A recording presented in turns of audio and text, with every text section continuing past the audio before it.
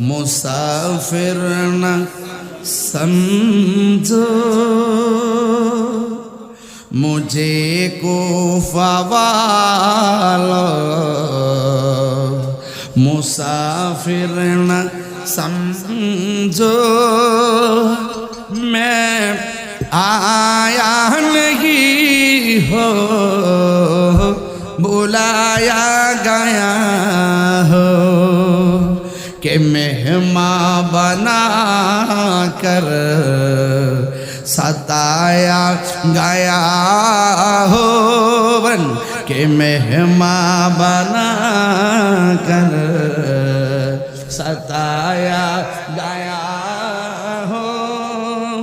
मैं रोया नहीं हो, रुलाया गया हो।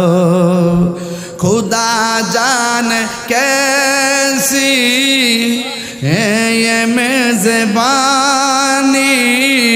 बहादुर पियास कहे बंद पानी, मुकद्दर में है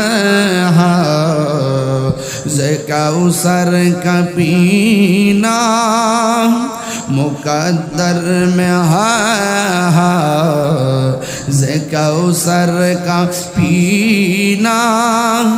मैं प्यासा नहीं हो, पिलाया गया हो। ইমাম হুসাইন বলতেছে ও হে কুফাবাসী আমায় মুসাফির ভেবো না, ও হে কুফাবাসী আমায় মুসাফির ভেবো না।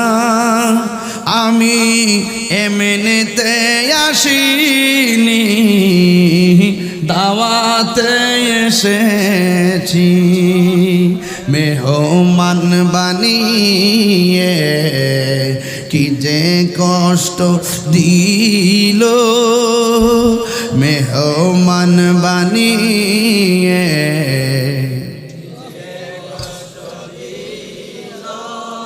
আমি কাঁদিতে আসিনি, কাঁদানো হয়েছে।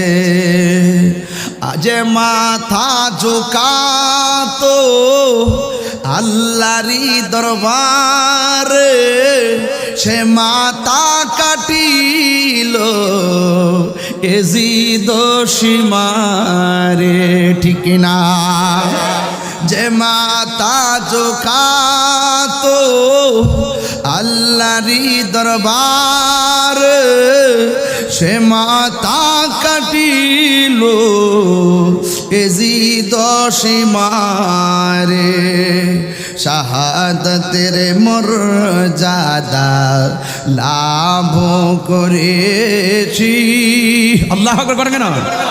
শাহাদাতের মর্যাদা লাভ করেছি, আমি মরেছি এমন নই, জিন্দা হয়েছি। আর বড় করে আল্লাহু আকবার। আল্লাহ জানে একে মনে মেহমানদারি, বাহাতুর পিপাসায় পানি বন্ধ করি, কপালে ছিল মোর হাউজে কাউসার, কপালে ছিল মোর হাউজে কাউসার। আমি তৃষ্ণার তো নই, বানানো হয়েছে। আর জিকির আল্লাহু আকবার। ولا تقولوا لمن يقتل في سبيل الله أموات بل أحياء ولكن لا تشعرون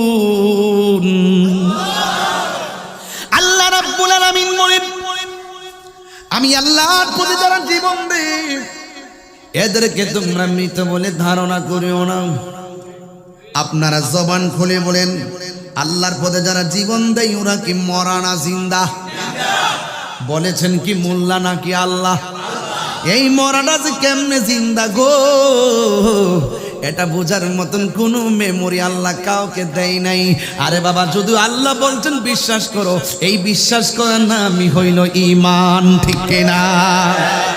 ওই হুসাইন রাদিয়াল্লাহু তাআলা আনহু কারবালার জমিনে যখন চলে গেছে, এবার শহর বানু ডাক দিয়ে বলে, স্বামী গো আমার, ও স্বামী আমার, ওরা দিয়ে আপনাকে ফুলের মালা না দিয়া গলার মধ্যে তলোয়ার ধরার জন্য সামনে আসতেছে। এবার ইমাম হুসাইন কই, শহর বানু গো, তোমার জন্য তারা পরপুরুষ। নামাজ যেমন ফরজ, পর্দাও তেমন ফরজ। নামাজ যেমন ফরজ, রোজাও তেমন ফরজ। শহর বানু, ওরা আমাদের দিকে আসতেছে, হাতের মধ্যে তলোয়ারটা দাও। এই তলোয়ার দিয়া খেজুরের ডাল কাটলেন, ওই মরুভূমির বালুর মধ্যে গাড়লেন, গাইরা তাবুটা সুন্দর করে টানাইলেন। এবার তাকায় দেখে, ও শহর বানু, তাড়াতাড়ি তাবুর ভিতরে চলে যাও, কিন্তু একটা কথা শুনে যাও, আমার কোনো টেনশন নাই, আমার কোনো জ্বালা নাই, কারণ আমার নানা জান আমারে বলেছে যে এই জায়গায় গেলে খেজুর গাছের মধ্যে কূপ দিলে খেজুরের ডাল থেকে রক্ত বের হবে, ওই জায়গাতে আমাকে শাহাদাতের সোদা পান করতে হবে। শুধুমাত্র তাই নয়, যেই জায়গায় গেলে ঘোড়ার পাগুলো মাটির নিচে ডেবে যাবে গো, ওই জায়গার মধ্যে আমি হুসাইনকে শহীদ হতে হবে। তুমি কোনো চিন্তা করো না, তুমি তাবুর ভিতরে চলে যাও। দেখছেন নি কারবালা কেমন ঘটনা? এখানে পর্দার শিক্ষা আছে, এখানে নামাজের শিক্ষা আছে, এখানে জীবন দিয়া ইমান জীবন দিয়েছে কিন্তু ইমান দেয় নাই, শিক্ষা আছে।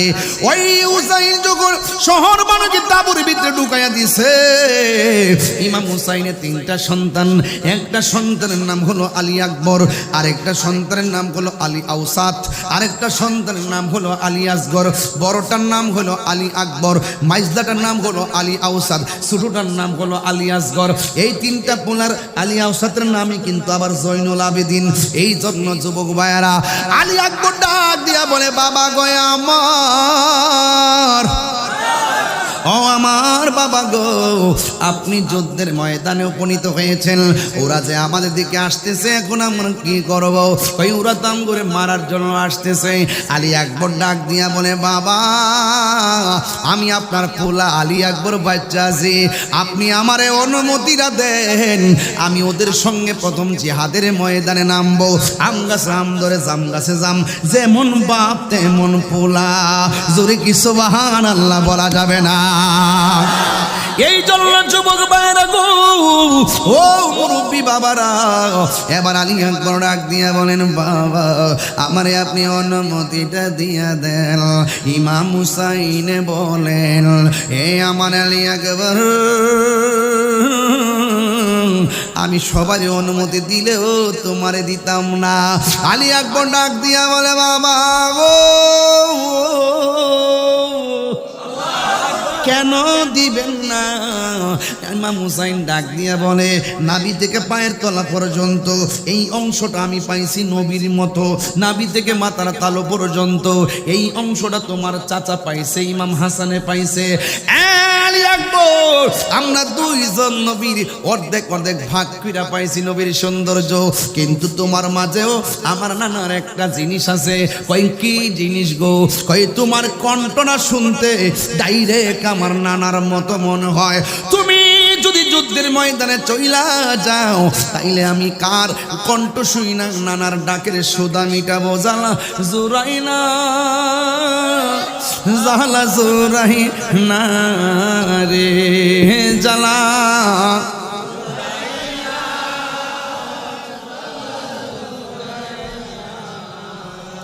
ওর ভিতরে লাই গাছে আগুন, ভেতরে লাই গাছে আগুন, পানি দিলে নিবে না জ্বালা।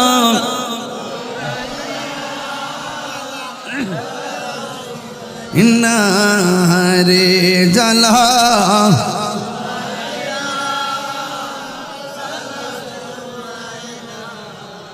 তোমার না দেখলে আমার গরিব হে রই নাম রে তুই আমার জীব বনের মুর্শিদ তুই আমার আর জীবন তুই আমার জীব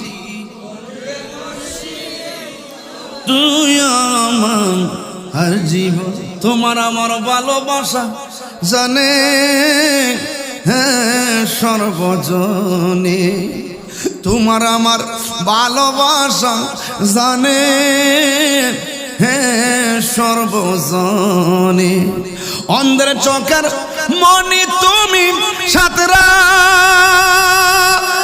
হাজারো দোহন রে তুই আমার জীব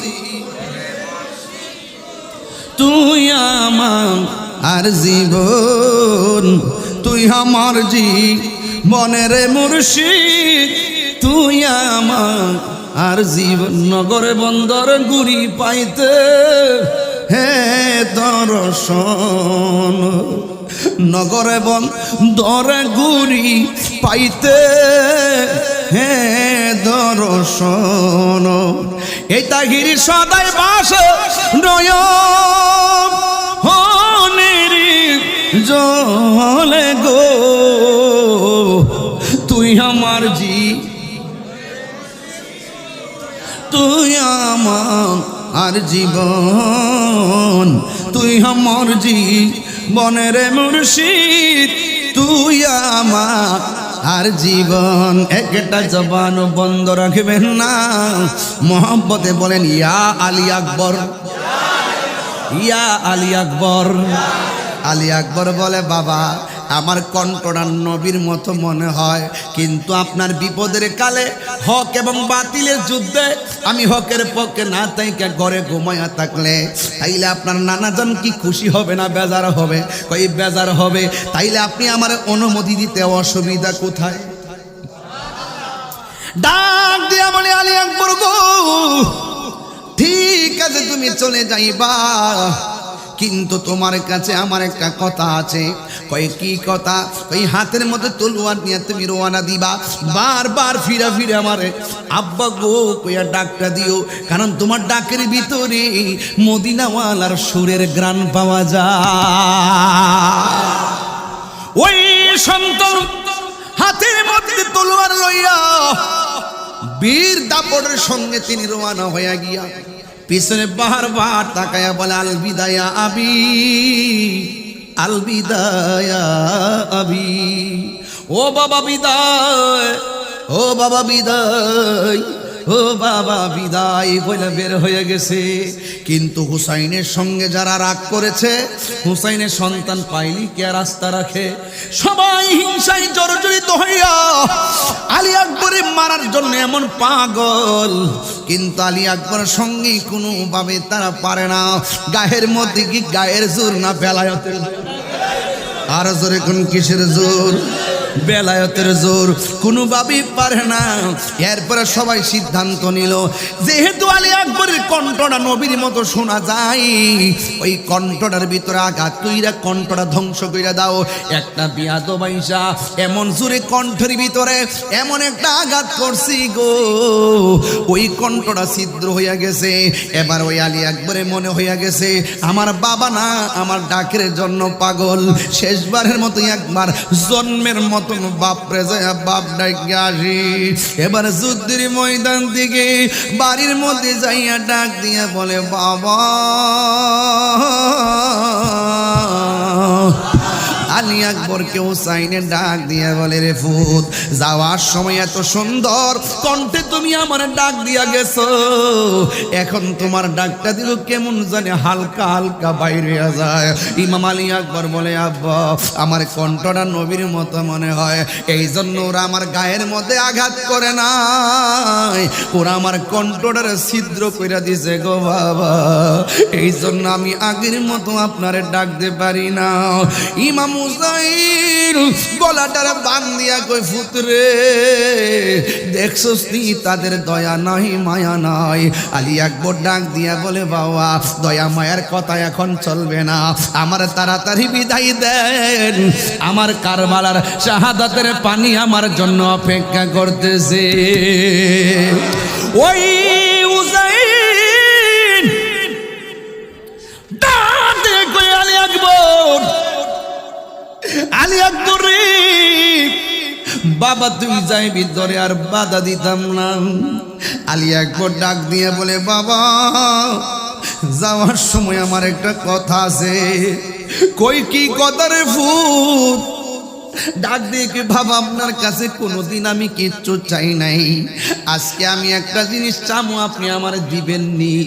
এবার আলী আকবরের কথা শুন না ইমাম হুসাইনকে আমার কাছে কি আছে আমি কি দিব।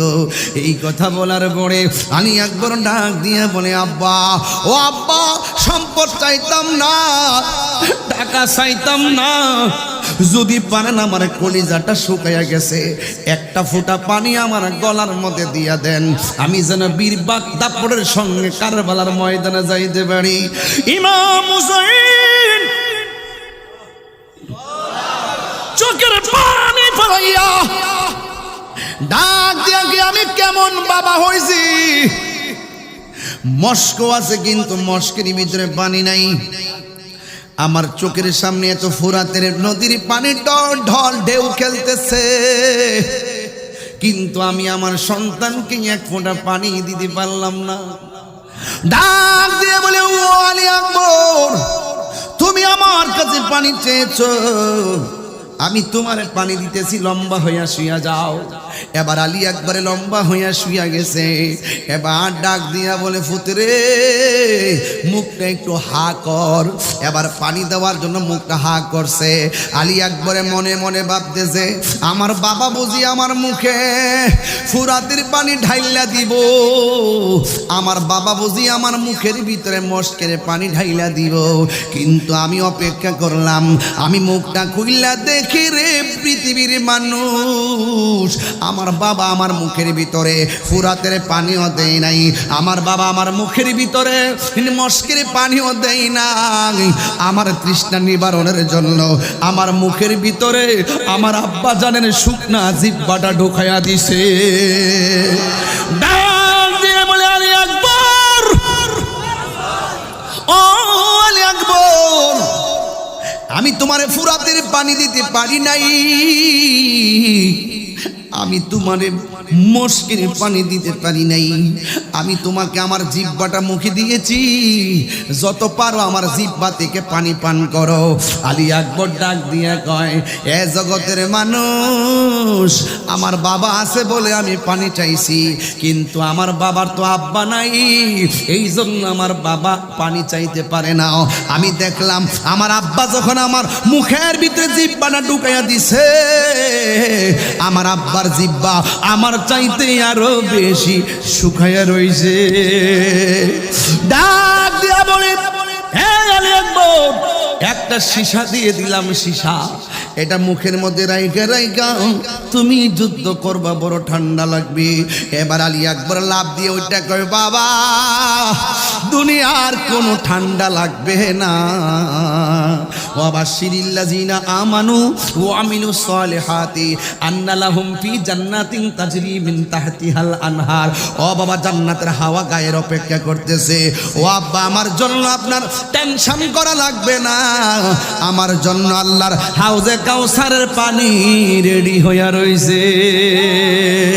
আরো জোরে জোরে করুন আল্লাহু আকবার। হাসান শহীদ যখন খাইয়া হুসেন শহীদ রনে আকবর রাজগর তীর খাইল পানির কাহারণে। আরে হাসান শহীদ জহর খাইয়া হুসেন শহীদ রনে আকবর রাজগর তীর খাইল পানির কাহারণে। ওরে জয়নালীকে বন্দি করিল, জয়নাল এজিদা শয়তান রে গুনের আহা কারবালায়া নীল তোমাহিকে বলো আহা তোমাইকে গাছের পাতা জোরে পড়ছে সখিনার কান্দলে ওরে গিয়েছিল প্রাণের কাশন কারবালার ময়দানে গাছের পাতা সখিনার কান্দনে ওরে গিয়েছিল প্রাণের কাশেম কারবালার ময়দানে ওরে আশার বাসা ভাঙ্গা দিল আশার ইয়াজিদ আর শয়তান রে গুণ হা হা নীল তোমাইকে বলো আগুনের ভাই আহা কি আগুন লাগিল আল্লাহ কারবালার ময়দান ওরে ফুরাত নদী ঘেরাও করলো ইয়াজিদ শয়তানে বলো কি আগুন আরে করলো ইয়াজিদ শয়তানে বন্দী করিল জয়নাল ইয়াজিদ শয়তানে রে ভাই কারবালায়া নীল তোমাইকে বলো আগুনের ভাই ভাই রে একটা জবান কষ্ট হচ্ছে আপনাদের একটা জবান বন্ধ রাখবেন না মহব্বতে মায়ার সুরে বলুন আল্লাহু আকবার বলেন ইয়া হুসাইন ইয়া হাসান ইয়া আলী আকবর নাই নাই আলী আকবর দুনিয়াতে নাই একটা ছেলের নাম হলো ওহাব কালবি সে আইসা ডাক দিয়ে ও হুসাইন আমার বিদায় দেন আমি কারবালার ময়দানে যাব আমার মা আমার বলছে আমি যদি কারবালায় যাইয়া আমি যদি যুদ্ধ না করি আর যুদ্ধের মাঠে যাইয়া যদি আমি একটা ইঞ্চি পিছনে যাই আমার আম্মা নাকি দুধের দাবি ছাড়বে না আপনার পক্ষে আমি যুদ্ধের ময়দানে যাও এবার অনুমতি দেওয়ার পরে চলে গেছে যে এইমাত্র তিনি যুদ্ধের ময়দানে চলে গেছে ওই মুখরতে বেয়াদবরা এমন ভাবে তারা ধাও মারছে রে বাবা একটা কদম পিছনে দিতে দেরি হঠাৎ করে মায়ের কসমের কথা মনে হয়ে গেছে মাঝে বলছে ওহাব কালবি রে যদি একটা কদম পিছনে দিবি তাইলে কিন্তু আমি দুধের দাবি ছাড়বো না হুসাইনের পক্ষে তুমি যুদ্ধের ময়দানে যুদ্ধ করবা এবার হঠাৎ কইরা তিনি সামনে যাইতেছে একটা বেয়াদব ওহাব কালবির গলার ভিতরে এমন জোরে কুপডা মারছে দেহ থেকে কল্লাটারে আলাদা ফালাইয়া এমন ভাবে চুলের মধ্যে দইরা কল্লাটা ওহাব কালবির মায়ের সামনে নিয়ে গেছে যাইয়া ডাক দিয়ে ওহাব কালবির মা তুমি কেমন একটা নির্লজ্জ মা তুমি কেমন একটা অপয়া মা তুমি কেমন একটা নির্দয়া মা দুধের কসম দিয়ে একমাত্র পোলাটারে মারি খাওয়াইয়া শেষ করছো ওহাব কালবির মা কল্লাটারে দেইকা মুস্কি মুস্কি হাসতেছে আর বড় করে কন্যা সুবহানাল্লাহ ওহাব কালবির মা যেই মাত্র তিনি হাসতেছেন ওই মুহূর্তে বেয়াদবেরা ডাক দিয়া কয় ওহাব কালবির মা সন্তানের কাটা কল্লা দেইকা তুমি কেন হাসতেছো ওহাব কালবির মা বলে জগৎবাসীরা রে ও জগৎবাসীরা আমি যখন দেখলাম আমার সন্তানের কল্লাটা আমার হাতের মধ্যে দিয়া দিয়েছে আমি তাকাইয়া দেখলাম আমার সন্তানের কাটা কল্লার জবান থেকে কোরআন তেলাওয়াতের আওয়াজ শোনা যাইতেছে এখন আপনারা বলেন আল্লাহর পথে যারা জীবন দেয় ওরা কি মরা না আর জোরে আর বড় করে ওরা হলো জিন্দা ওই ওহাব কালবির মা সন্তানের কল্লাটা হাতের মধ্যে দিয়া দেখে তার ঠোঁটটা লড়াচড়া করতেছে এবার ওই বেয়াদবরা ডাক দিয়া বলে ওহাব কালবির মা সন্তানটারে তুমি দাফনের ব্যবস্থা করো এবার সন্তানের কল্লা দেখে মা হাসতেছে ওরা ডাক দিয়ে কি তুমি কেমন মা সন্তানের কাটাতে কল্লা দেখলে কেউ হাসতে পারে না কিন্তু তুমি কেন হাসতেছো ওহাব কালবির মা বলে আমি কি হাসতাম না তো কানতাম নি আরে আমি কেন হাসি জানো নি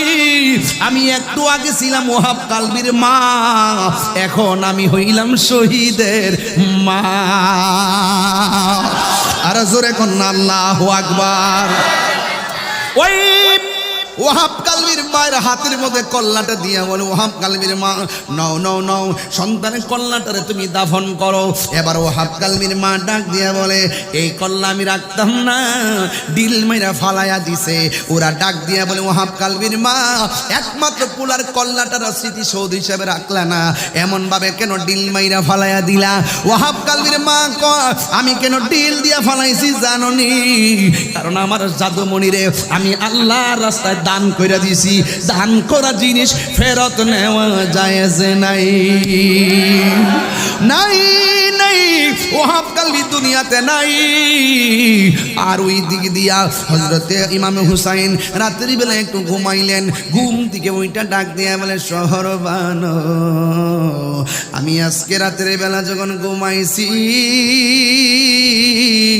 ঘুমের ঘরে আমি স্বপ্নে দেখলাম আমার নবী আমার ঘুমের ঘরে দরজার মধ্যে আইসা পিহালা লয়া দাঁড়ায়া রইছে। আমার আর বুঝতে বাকি নাই গো শহর বানু, আমার নানা জান আমার রক্ত নেওয়ার জন্য হাজির হয়েছে। আমার বাবার ড্রেসটা দাও, আমার তলোয়ারটা দাও। জয়নব বোন, একটা কথা কয়া যায়, আমি যাইতেছি কারবালায়, তুমি কিন্তু আমার লাগা টেনশন করো না, আমার সখিনারে সান্ত্বনা দিয়ে রাখো, কিন্তু আমার জয়নাল রে একটু ভালোবাসা দিয়া রাখো। আর তোমরা যদি আমার শহীদের পরে মদিনায় যাওয়ার সুযোগ পাও, যাইয়া সর্বপ্রথম আমি হুসাইনের সালামটা আমার নানা জানের কদমে দিয়া দিও। ও বুড়ি গায়ের মধ্যে জামা লাগাইয়া দুলদুল গুড়ার উপরে উইটা তিনি যুদ্ধের ময়দানে যায়। আর এমন ভাবে যুদ্ধ শুরু করলো, কোনোভাবে তোনার সঙ্গে পারে না। পেটের মধ্যে পানি নাই, চোখের মধ্যে শাহাদতের রক্ত। গুড়াটারে ডিল মারতে মারতে তীর মারতে মারতে এমন ভাবে নিস্তেজ বানায়া ফেলাইছে, গুড়ার হাঁটুটা ভাঙ্গা গেছে। আমার নবীর নাতে গুড়া থেকে পড়ে গেছে। একটা বিয়া দোবাইশা বুকের মধ্যে চাপ দিয়া বৈশা গেছে। তখন হুসাইনের গায়ের মধ্যে 72টা তীরের আঘাত। এইভাবে 72 তীরের আঘাত লাগাইয়া, বল্লমের আঘাত লইয়া, তীরের আঘাত লইয়া, এমন ভাবে আঘাতগুলা লইয়া মাটির মধ্যে পইরা গেছে। একটা বিয়া দোবাইশা বুকের মধ্যে বৈশা গেছে। ইমাম হুসাইন ডাক দিয়া বলে, ও মুসলমানের দল, তোরা না আমার নানার পিছনে নামাজ পড়ছো। এতগুলা মানুষ মুখে দাঁড়িয়ে আছে, এতগুলা মানুষ মাথায় পাগড়ি আছে, এতগুলা মানুষ নামাজি পড়ছো, আমার বুকের মধ্যে বসছো। তোমরার মধ্যে কি একজন মুসলমান নাই? একজন কি মুসলমান নাই? এই কথা বলার পরে বুকের মধ্যে চাপ দিয়া বৈশা গেছে। ইমাম হুসাইন ডাক দিয়া বলে, আমার বুকের মধ্যে তোরা বস না, এই বুকটা আমার নানার সিনা মুবারকের সঙ্গে 1000 বার লেগেছে। আর জোরে জোরে কন্যা আল্লাহু আকবার। কারবালার করুণ কাহিনী কেমনে বলা যায়, কারবালার কেমনে বলা যায়।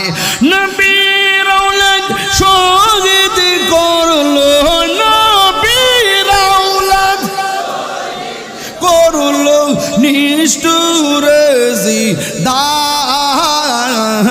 কারবালার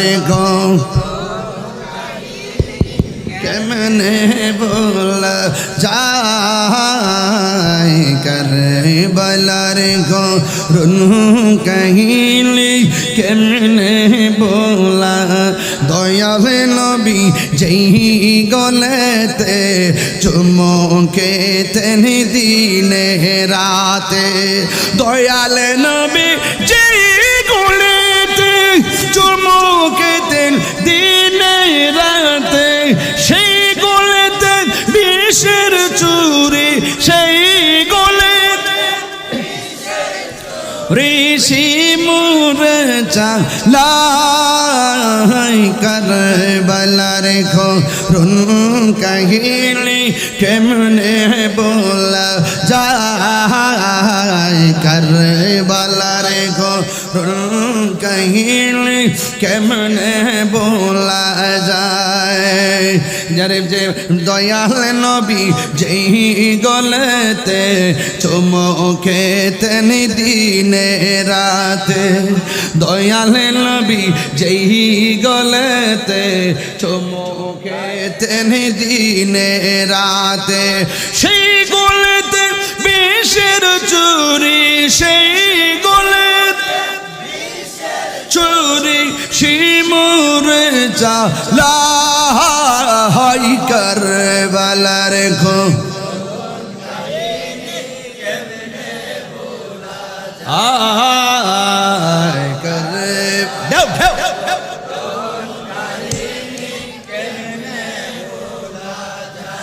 একটা জবানও বন্ধ রাখবেন না মায়ার সুরে বলুন আল্লাহু আকবার ওই হুসাইনের গলার ভিতরে যখন ছুরিটা চালায়া দিব ওই মুহূর্তে হুসাইন বলেন আমার কল্লাটারে আমার নানা জানের রওজা মুবারকের দিকে ফিরাইয়া দে ওই রওজার দিকে যখন ফিরাইয়া দিছে গলার মধ্যে ছুরিটা চালায়া দিছে জানি না কেমন করে ছিলেন নবী সোনার মদিনা জানি না কেমন করে ছিলেন নবী সোনার মদিনা জানি না কেমন করে ছিলেন নবী সোনার মদিনায় যে সময় ইজিদের দল হুসাইনের গলে তলোয়ার চালায় হেরা হে হুসাইন নবীজিরাও লাদ সালাম জানাই মোরা তোমায় সালাম জানাই মোরা তোমায় জুরি কি আল্লাহু আকবার বলা যাবে না যে মাথায় গানে গানে বলতেছি খেয়াল করবেন যে মাথায় হাত বুলিয়ে গুম পাড়াতেন আম্মা ফাতেমায় যে মাথায় হাত বুলিয়ে গুম পাড়াতেন আম্মা ফাতেমায় যে মাথায় হাত বুলিয়ে গুম পাড়াতেন আম্মা ফাতেমায় সে মাথা কেমন করে এজিদ নিল তলোয়ারে রাগাই ইমাম হুসাইন কারবালার জমিনে ফোরাতের প্রান্তরে যখন তিনি তার দেহ দিকে কল্যাণটা আলাদা হয়ে গেল আসমান দিকে বৃষ্টি পড়ে সবাই বলতেছে বৃষ্টি না রক্তের ফোঁটা পড়তেছে আকাশ কান্দে হাই হুসেন জমিন কান্দে হাই হুসেন পাথর উল্টাইলে পাথর নিচে ওই রক্ত দেখা যায় উম্মে সালমা বলেন আমি এই রাতের বেলা স্বপ্নে দেখলাম আমার নবী আমার কাছে আসলেন আয়েশা ডাক দিয়া বলে উম্মে সালমা তোমারে আমি একটা বোতল দিয়া গেছিলাম বোতলের ভিতরে কিছু মাটি দিয়া গেছিলাম মাটির খবর জানোনি মাটিটার রংটা কেমন ডাক দিয়া বলে নবী গো মাটির খবর নিব পড়ে আগে আপনি বলেন না আপনার দাড়ি মুবারকে কেন রক্ত দাড়ি মুবারকে কেন বালু মুবারক দেখা যায় আপনার মাথার চুল মুবারকে কেন বালু দেখা যায় আল্লাহর হাবিব সাল্লাল্লাহু তাআলা আলাইহি ওয়াসাল্লাম ডাক দিয়া বলে উম্মে সালমা আমার নাতির যখন কারবালার মদিনায় মারতে মারতে মারতে মারতে ওই কারবালার জমিনে যখন শুহায়া দিছে গো আর আমার নাতি মদিনার দিকে তাকাইয়া যখন আমি নবীরে নানা গো কয়া ডাকটা মারছে আমি আর মদিনায় থাকতে পারি না